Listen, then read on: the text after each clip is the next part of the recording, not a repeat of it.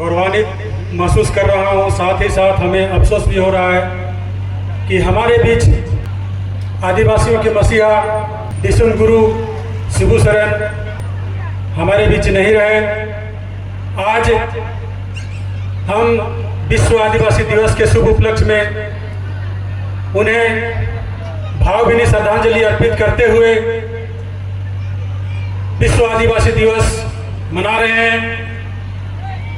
इनकी जीवनी हमें इस बात पे आह्लादित करती है, यानी खुशी महसूस कराती है कि इन्होंने अपने हक अधिकार के लिए सारा जीवन समर्पित कर दिया। आखिरी दम तक सिर्फ अधिकार, अधिकार और अधिकार। इनका एक ही मकसद था कि जब मैं धरती का मालिक हूं तो धरती मेरी है, इसके अलावा दूसरा कोई नहीं हो सकता। तो इनके बारे तो बहुत ही बखान है, लेकिन आज हमारा 9 अगस्त विश्व आदिवासी दिवस सिर्फ आदिवासियों का हक अधिकार के लिए ही गठन किया गया था। और आज की तिथि सिर्फ इसलिए निर्धारित की गई थी कि विश्व के 90 देशों में हमारे आदिवासी जो इस धरती का मूल मालिक है, सभी ने अपने हक अधिकार की लड़ाई लड़ी, लेकिन हमारे आदिवासी भाई बहनों के लिए किसी ने भी हक अधिकार की बात नहीं की। लेकिन हमारे सामाजिक कार्यकर्ता, आदिवासी समुदाय से आने वाले विभिन्न समुदाय के अगुवाकर्ताओं ने अंतर्राष्ट्रीय मंच पर आह्वान किया कि अगर आदिवासी यानी मूल मालिक को हक अधिकार से वंचित करोगे तो इसका पूरे विश्व में इसका दुष्परिणाम देखने को मिलेगा। इसीलिए संयुक्त राष्ट्र संघ ने घोषणा किया कि जब 90 देशों में हमारे आदिवासी भाई बहन निवास करते हैं तो इनकी बात को भी सुना जाए, अन्यथा इनको लड़के हरा नहीं सकते हो।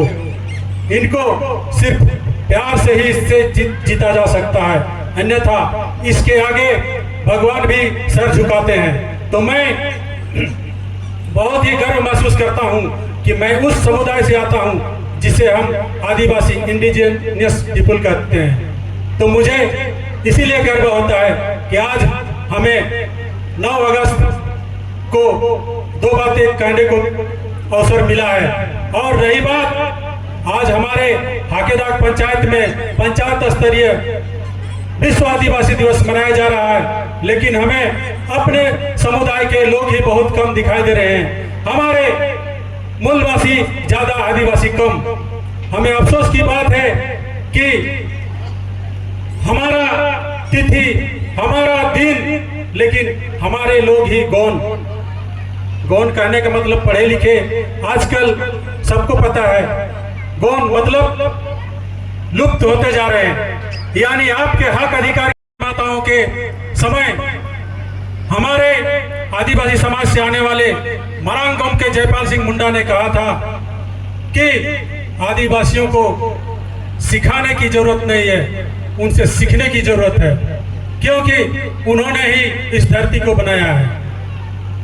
तो आप लोगों को पता है कि मरांग गांव के कौन थे? संविधान निर्माता बाबा साहब अम्बेडकर के साथ आंख से आंख लड़ाकर बात करने वाले थे कि आदिवासियों की हक और अधिकार के बारे में आप सिर्फ उससे प्रेम से जीत सकते हैं, अन्यथा लड़ाई करके जीत नहीं सकते हैं। यही बात बिरसा मुंडा ने भी कहा था कि जब तक हम हक अधिकार नहीं लेंगे तब तक हम चैन से नहीं जिएंगे। इसी उद्देश्य से उन्होंने अपने छोटे से समय के अंतराल में ही उन्हें अंग्रेजों के द्वारा साजिश के तहत पकड़ा गया और उन्हें जेल में रखकर उन्हें मार दिया गया। तो हमें बहुत ही अफसोस है कि इतने सारे हमारे सामाजिक अगुवाकर्ता रहते हुए आज हमारे समाज के लोग इस विश्व आदिवासी दिवस में बहुत कम दिखाई दे रहे हैं।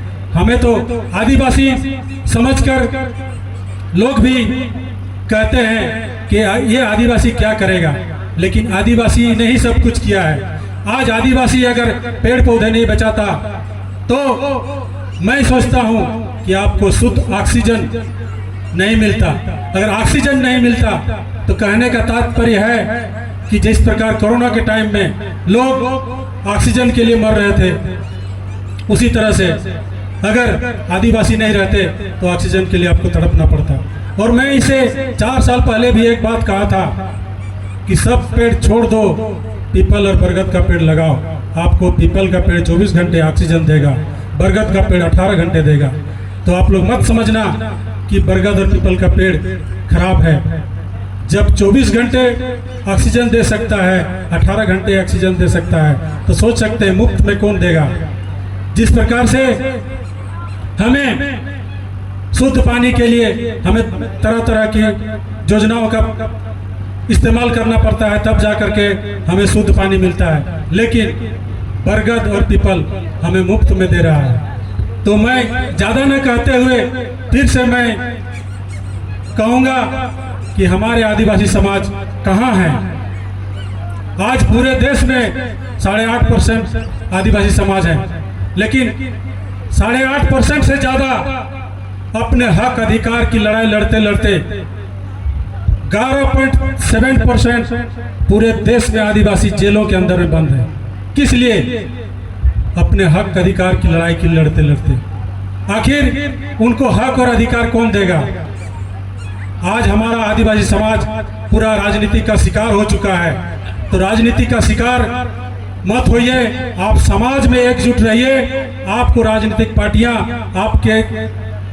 आपसे नतमस्तक होगी। तो मैं यही गुजारिश करूंगा कि आप आदिवासी समाज से बिलोंग करते हो तो मैं यही बार बार रिक्वेस्ट करूंगा कि आप पार्टी को जितना तरजीह देते हैं, आप समाज को उतना तरजीह दीजिए। आपके कदम के नीचे राजनीतिक पार्टियां झुकेगी। इतने ही बात कह करके मैं विराम करता हूं और फिर से मैं दिसम गुरु शिबू सोरेन को भावभीनी श्रद्धांजलि अर्पित करता हूं। साथ ही हमारे आदिवासी समाज के हक अधिकार की लड़ाई की बात करते करते शहीद हुए, मैं उसको सत सत नमन करता हूं।